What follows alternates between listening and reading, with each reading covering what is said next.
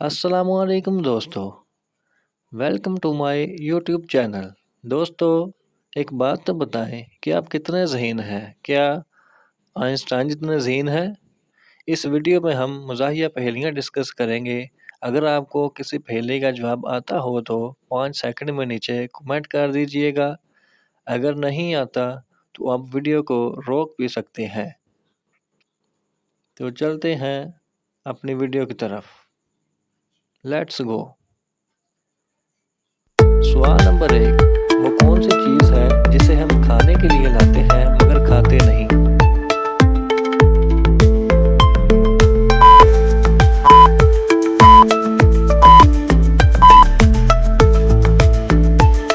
जवाब है बर्तन।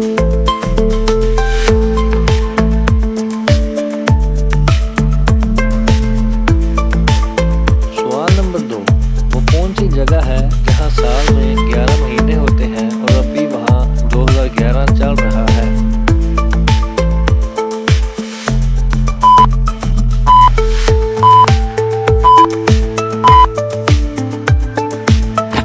जवाब है इथोपिया।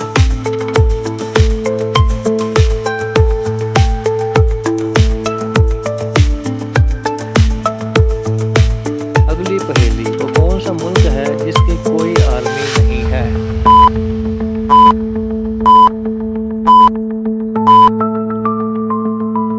जवाब है कोस्टा राइस।